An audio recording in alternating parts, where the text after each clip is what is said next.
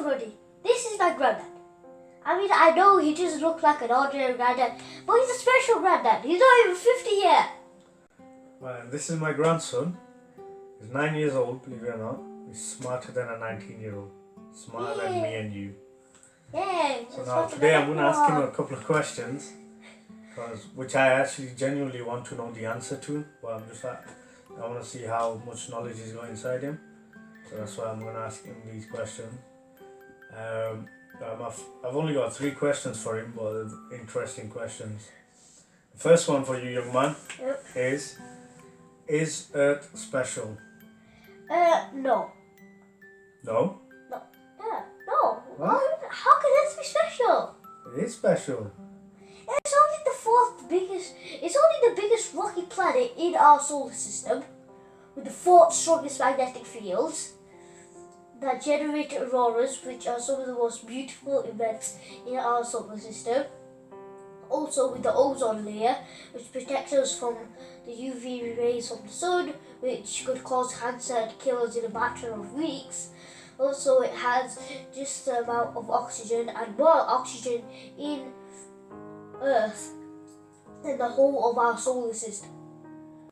And that's not special to you? No, that's not special. That's just ordinary. That's ordinary, is it?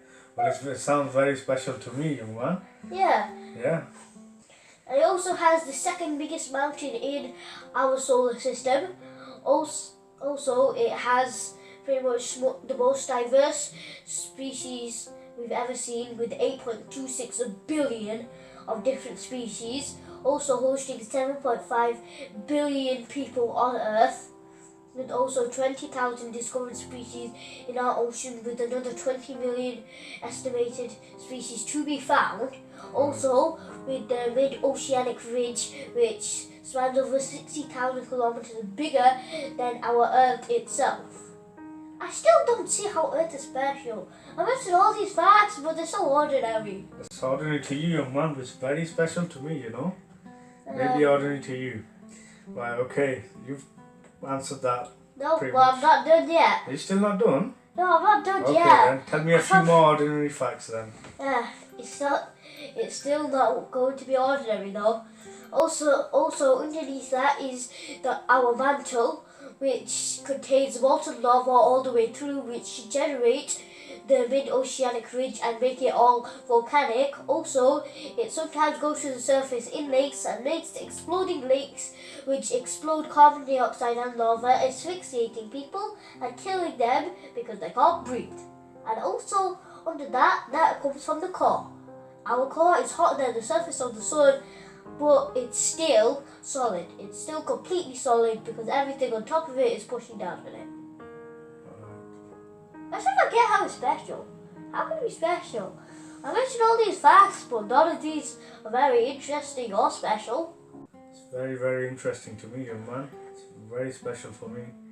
Sounds very special. Now, I want to ask you another question. Yep. Let's see what ordinary facts you can tell me about this. What is climate change? So climate change is just that old body that, messes with the earth and kills some species here and there, causes some mass extinctions because they wanna, just hang out with the earth and kill pretty much everything on it and destroy its mountains and seas and, just mess Earth up basically. And yeah, it's happened many times in the past before, some killing out entire species, some killing out hundreds of entire species, some wiping out some of the Earth's biggest mountains, some exploding volcanoes. It's happened to the past a lot. So why is our one so special? I mean, everyone just talks about our one. I mean, all the ones before are caused by natural things. So like, earthquakes, tsunamis, meteorites. Natural disasters. Yeah, pretty much natural disasters. Right. This one, we kind of caused it. Me and you. Yeah, even me. Me and you. Yeah, even me. I've not done anything. No, you're making this video. I'm innocent. Yeah, you made this video. That's putting stuff into the air, which makes the planet warmer, which makes global warming. I didn't know that. Okay, so. Everything we do is generated by electricity. Most of that electricity comes from fossil fuels and oils and natural gas. Once you burn them, they give a lot of fuel off, but they also give a lot of greenhouse gases off. Some even give carbon monoxide, which is actually poisonous that can kill you in a few minutes. That's why you have, in some houses, you have alarms, which if you sometimes cook certain things and too much, it can release carbon monoxide and they can kill you. That's the smoke alarm detects carbon monoxide. Yeah, smoke alarm also detects carbon monoxide. Actually, carbon monoxide is more worse than a fire. It can kill you in minutes. Because fire, you can just roll around and, I don't know, jump in a shower and then. So the biggest gas that's in our atmosphere, the most amount, is carbon dioxide, which is a 10% of our atmosphere. I know that doesn't sound like a lot, but it is a lot because our atmosphere is big. In fact, there's 3.6 billion tons of carbon dioxide in our air, which is a lot. It's caused a lot by factories burning, again, as I said, coal, natural gas and oil. Once they release greenhouse gases, carbon dioxide is the steam engines. Yes, the steam engines release actually a lot of them. That's why they don't use steam engines anymore. Yes, and they're also very inefficient. They don't make much energy. I mean, no one uses steam engines. I mean, the steam trades. I mean, there's toy steam trades, but no one sees like steam trades in real life anymore. No one. Because of steam engines. Yeah, they pollute the air a lot, and they pretty much choked everyone around them. So yeah. That greenhouse gas, usually what it does is that it traps heat. So when the heat goes through, it bounces back off the greenhouse gases and then it comes down, bounces back up, comes down, bounces back up. And it's like a game of ping pong until the ball goes out. In that case, it's the heat. Right. And when the heat's run out of energy. Like a game of ping pong. Yeah, basically a game of ping pong. Yeah, when the ball misses or in this case the heat runs out of energy, then it doesn't bounce back anymore. Right. But you might think we want to get rid of all the greenhouse gas because it's just making our Earth hot and like Venus. So we still need greenhouse gas. Yes, because if no greenhouse gas, you have a snowball. Yeah. Lots of. Earth will be like a big snowball if there was no greenhouse gas. Yeah. Right, everything will freeze up. And if there's lots of greenhouse gas, there will be a pancake Earth. Yeah, I mean, it'd be tasty. It would be very hot. I mean, no one likes hot pancakes. They like pancakes that are nice, nice and warm, but not burning hot. Yeah. But just right now, greenhouse gas, we have the blue and green cookie we have as Earth today. So at the moment, we've got just about it. It's tipping over the balance, but we still have. I guess you could say I guess you could say it's a day-old cookie. Yes. Okay.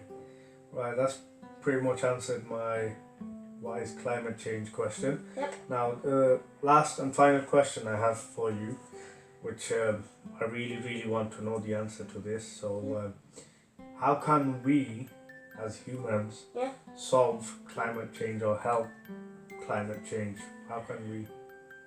So that would take a lot. I mean, climate change is already doing a lot of stuff. I mean, coastal countries are being flooded severely. Stuff like, Australia and North America, and not North America. South Africa is being flooded a lot. I mean, you have some, a couple tornadoes smashing some houses, like Godzilla, just coming into town and smashing them all, ripping its claws and wings out all over the town and cities and causing havoc. Godzilla is similar to a tornado then? Kinda, yeah, because tornadoes, come on, rip everything, yeah. Yeah, and then you have, just a couple hurricanes, Just a couple? Just a couple, sweeping up some water, Sweeping up some water. You make it sound like it's just a small thing. Yeah, no, it's no big deal. They just destroy, billions of pounds. You can just, get that. I can just go from the store and buy them back. It's only over 500 trillion pounds that have been taken over by floods and tornadoes. Not that much. Right. Yeah, it's not that much. So how can we solve it? So we need to stop using a lot of fossil fuels. Meaning Stuff like coal and oil. That's where most of our things come from. It's 1950s technology. Science, catch up, come on. So In the 1950s. without oil, how do we cope? So I know we can survive without coal nowadays because obviously they've introduced many other ways. Yes. But without oil is like we need it for our cooking, for our cars, or Then we use electricity generated from renewable sources. Renewable sources are things like hydro energy, wind energy, nuclear energy. So yeah, why don't we talk about the pros and cons of some of these? Nuclear is a good source of energy. It produces a lot of energy and is very, very efficient. But it uses radioactive things, something like uranium, which melts your skin off and just pulls your head apart and just rips you apart basically if you get next to it. Oh my god, it's scaring me now. Yeah, I mean, you can just go work there. It won't be too bad. It'll just Sounds like a horror film. It's just maybe sometimes it gets in your hands and then it just melts your bones away and stuff. And it's not too bad, but yeah. And they use uranium and several reactions to generate energy, but also some plutonium and some other elements that are over 100. And what they do is not very good. They don't do as much, but they still get your skins away, and if it explodes, they make a blue and purple flame. Okay. And now burns pretty much everything. Let's not talk about scary things because it's wait. scaring me now. Let's go back to the topic onto climate change. Okay, yes. So yeah, if how that can happens, we solve climate change and how do we affect it? So nuclear is a good source, but obviously if that happens and something like the explosion in Chernobyl, which pretty much melted the pilots that were driving helicopters. If that happens and we totally rely on nuclear energy, we could have a mass explosion taking all over Earth, and it's like exploding hundreds of youths every single day, and I think it's best to stay away from nuclear energy then. Yeah, some nuclear energy is good, but let's not do it the wrong way around like the Russians, and let's try and get everything right for nuclear energy. Now let's move on to some of the most popular energy after nuclear. Wind energy. Wind energy, I mean, for some people it just ruins the view, but it can generate a lot of energy. I actually think it looks quite nice. They look quite nice if they don't, whip your face with the thing. No, from far just to look at it. Yep. You don't go close up. No one goes close up to a wind turbine. No. Don't go close up to a wind turbine, guys. It's very deadly. It's more deadly than heroin. And yeah. it will kill you basically. It will kill you. Yeah. Yeah, don't go next to wind turbine. It won't kill you slowly, it will kill you very fast. Yes. It won't be a slow death. It will be fast but still painful death. Yes. The bones will be ripped apart. And please do not go to next to a wind turbine. What's the next energy source? No, nothing. No, don't worry, there's no more horror stories in this video, okay? There's no more horror stories. I won't make this video, a horror movie or something. No, don't worry. Yes. Don't worry. You're scaring our viewers. Okay, sorry for anyone who's scared, who's a little kid, and gonna have nightmares. I'm sorry. I'm sorry, everyone. We're gonna go back onto the natural sources now. Yes, let's go back into the natural sources. Let's stay away from supernatural stuff. Yes. Yes. Anyway, wind turbines are pretty reliable when there's wind. But when there's no wind in seasons such like summer, it can get very unreliable. Sometimes wind will blow, but they'll need a lot of wind. Wind turbines are also very fragile. They need to be hollow so they can generate the max amount of electricity, but that also means it's going to be very, very weak. So, a strong tornado again can come in and, rip the turbine in half. Yeah, can break it Rip it out. Can rip it out of the ground. Yeah, it can rip it out of the ground. So, and it's very fragile. You can pin it there, but obviously then it comes to the fact if that pins, like those nails, actually look nice. Like if you have like a whole huge tower in front of a barn, it does look nice. You know, you want to see the sun. Yeah. So yeah, then it's the question of society likes it or not, because some people don't like wind turbines in front of their face, and some people like it. Yeah. So yeah. It's a good source when in such seasons like winter and especially autumn. But other than that, wind turbines aren't that reliable. Then you have hydropower. Some of the most, I guess, efficient ones. Because there's water everywhere. I mean, you have to solve everything. You can just build a huge water dam, water hydro pump that, you know, goes from all the way from South America to South. Hydropower is created from water. Yes, well, water spin, it's like an underwater wind turbine, I guess. Because that's what it kind of looks like. It's kind of like an upside down water wind turbine.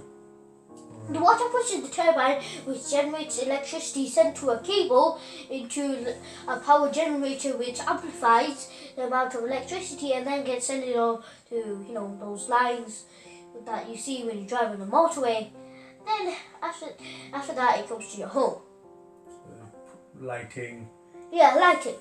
The hydropower is very effective, but it also needs a lot of work though. Especially, it'll take a lot of time to make the cables, especially run through that huge building. Yeah. Also getting the actual structure right, because if a water dam structure is not right, it's not right. If one bit blasts through, the whole structure will fail and will explode. Right, okay. Now, and then you can imagine exploding water dams don't look very cool. I mean, they look cool, but they explode everything inside. So yeah. We also have another solar panels. Solar Panels, yes. Solar panels are those, you know, blue things that you see in some tops of people's house. They're very good. They're sun pretty much all the time, but in night. And yeah, you can capture all the energy from the sun and then, you know, store it into a battery in the top of the house and then supply it. But there is one big downfall. You know, put like an S1 and charge it with a solar panel. It will take forever. It will take more than a day. It's very slow. Yeah, it will take more than a day to just charge an S1. And you know how bad S1 is? I mean, don't insult Samsung or anything. You know, the S1 is bad because it's one of the first Samsung phones. Obviously, the first phone of phone company is always going to be bad. So yeah, it will take just like 2 days just to charge an S1. Which is a long time. Solar panel is very weak, I guess. Yes, very weak. So it's just as good enough to power up maybe a couple of bulbs. Yeah, a couple of bulbs. Like even a bulb will take like a couple of hours to charge. Oh, and then maybe it'll be dim, like 2 times dimmer than the light up there, which, you know, it's very bright light. So yeah, it'll be 2 times dimmer, which is actually a lot. So 2 times dimmer than the thing. So take how bright that. So solar power is easy to get. Yeah. I mean, it doesn't cost. It costs like £100 just to install it on like 3 roofs, but because it's really, really bad. It's that's very why. weak. Yes, it's Not very everyone weak. wants it. Yeah. Okay. So. We can. So yeah. These sources that you've explained. Yes. So by taking up these different ways, we can actually help solve climate change. So yes, that's energy-wise. Then we also have people have to do something. I mean, firstly, let's talk about the leaders. Firstly, let's talk about America, because they're supposed to be doing something. They're supposed to be the head of international research about our planet and space, and NASA and all those companies. So yeah. They're supposed to be leading, along with some of the other big leaders. But here they are whining. It's like, why don't China do something? Why do we have to do something? Why does North Korea do something? We can't do everything on our own. Come on, America, grow up. You're not a baby anymore. You don't need your mom to help you. You're a leader. Stop embarrassing yourself and pretty much the whole country. So if So, America If America wants to, lead they can it, make a change. if America lead it, a lot would follow. Also, there are some countries leading, like the UK and quite a few organisations in Paris. But that's pretty much all that's happening right now. And you can imagine it's not a lot. It's not. No, it's not a lot. So, once the leaders do nothing, let's see what we can do. Maybe we can do better than the leaders. Yeah, what can you and I do? What can we Let's do? forget about the leaders for now. Firstly, let's try and convince. Firstly, protest to get the, get the leaders to actually care about their own planet. And stop trying to kill themselves and make our Earth into pancake Earth, because it won't be very tasty to eat and it'll just boil us Yes. to death.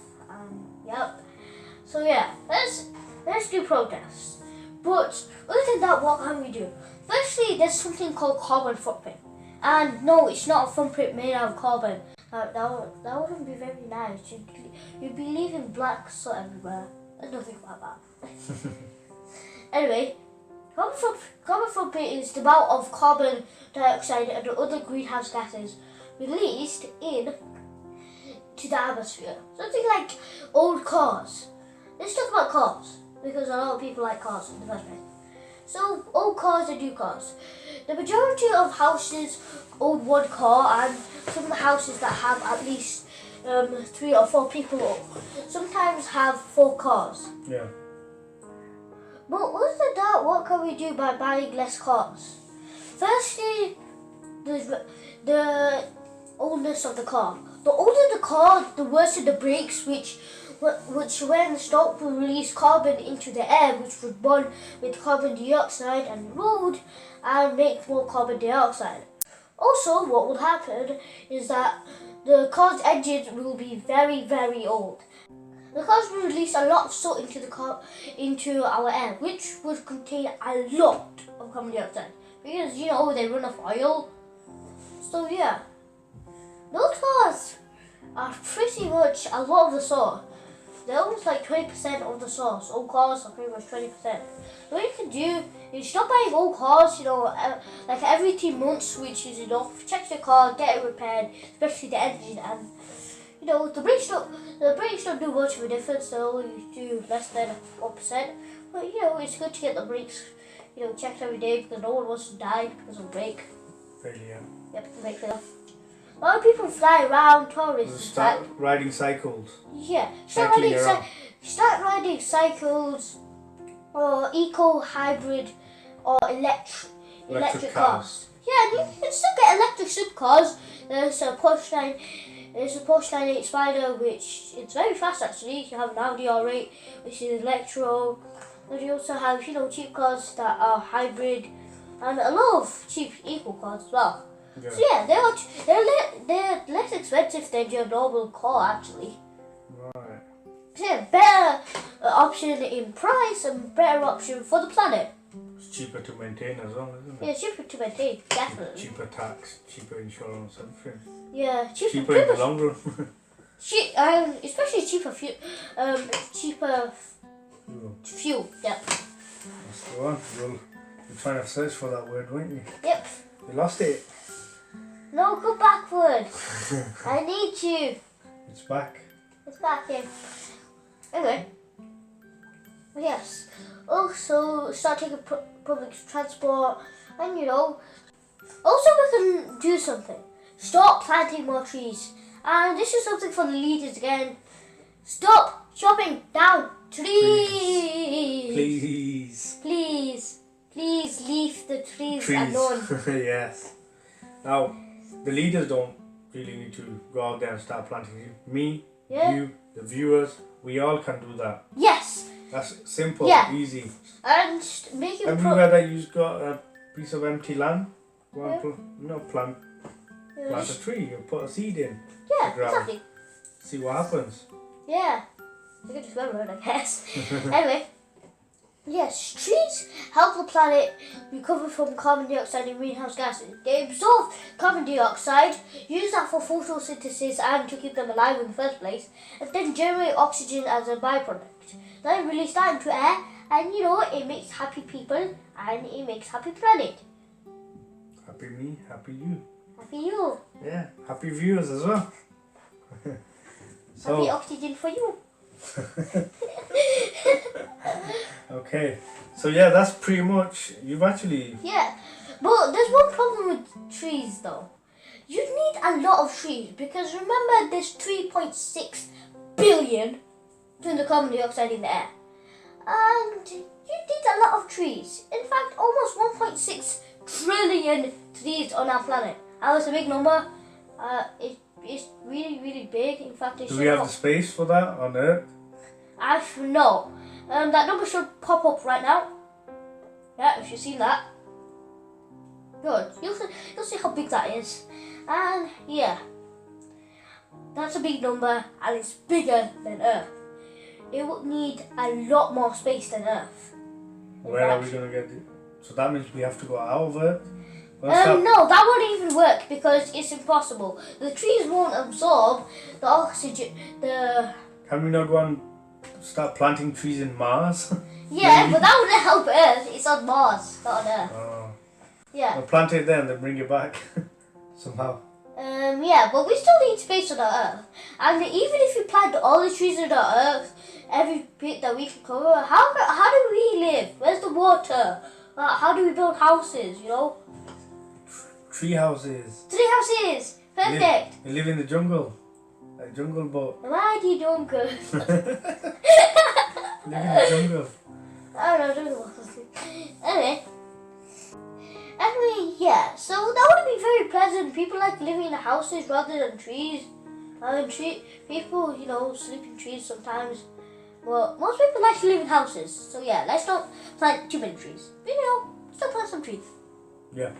Yeah. So Start planting trees from today. Yeah. Okay. Don't. Let's me and you go to the garden now. I don't have a garden. You don't have a garden? No, I don't have a garden, man. Okay, let's go and look for a garden. You come to my garden. Okay, let's plant some trees. Okay? Let's make a jungle in your garden. Yeah, I don't mind. No, actually. That might be a bad idea. Then we're going to find crocodiles in your garden.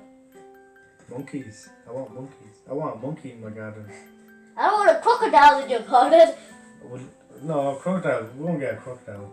Crocodiles only come in swampy areas. Crocodiles like swamp. Yeah. The jungle, we won't have a swamp in the jungle. Just trees. Yes. All we want is trees. Yes, you want monkeys and trees and bananas. Banana trees. Banana trees. Yes. Perfect. Guys, stop planting banana trees. You get a pet monkey and you'll keep and you get free bananas as well. Yeah, you get free bananas. bananas. Eat the bananas, give it to the monkeys as well. Yeah, and the monkey makes more bananas. Yep. Okay, so... Anyway, yeah. So yeah, trees are the perfect example. Still plant trees because, they're good. They're good for you. If the apocalypse ever happens where all the oxygen runs out, your trees will save your life. Yeah. They'll save your life. They'll make a bubble of oxygen for you, and you can stay alive. Anyway, also, let's stop cutting down trees, and in that trees place, let's think about what we do with the trees we've already cut. Firstly, let's not make too many grazelands. Grazelands is making our earth suffer. As too many grazelands, we're cutting down more trees and then making more grazelands. Eventually, we're going to go to a terminal point where we can't plant any more grazelands for cows to eat. And cows, when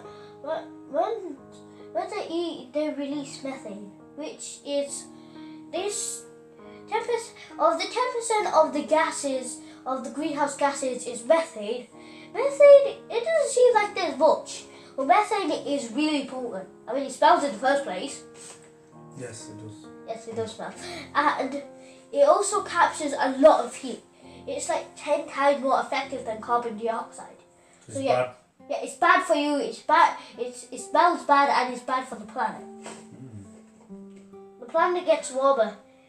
So we need to tell the cows to stop doing poo. Yeah, exactly. Kinda, yeah. No, actually, don't say that. That's weird. No, that's weird. Don't say that. Don't do poo, just say moo. The cows. No, stop poo. Stop mooing. Stop pooing, just carry on mooing. Yeah. Okay. Okay. Okay, yeah, we're getting carried away now. Yeah. That's Anyway, yeah, to so be- that grazing land, it takes up Close it the out. resources from the earth, which also, takes up the resources that the earth can sustain, and it will go to a certain point where the earth can't replant itself, everything goes away, and then, we won't have anything. And then, Then the cows release more methane, and then, the carries on like this, sooner or later there won't be you, there won't be me. yeah, There won't be you guys as well. there won't be no video, there'll be There'll be no earth. There'll be no YouTube in this planet anymore. There'll be no Okay. internet. So Google. do you want to thank your viewers and then we close it up? I'm getting thirsty. Okay. Drying up. Yes, let's eat the blue part of the earth's cookie. Yes. Let's go drink. So let's go and drink. Don't be feeling insulted by us drinking you. It's not, anyway, yes. So anyway, yes. Thank you for watching this. This video actually has been a lot of fun with. Yeah.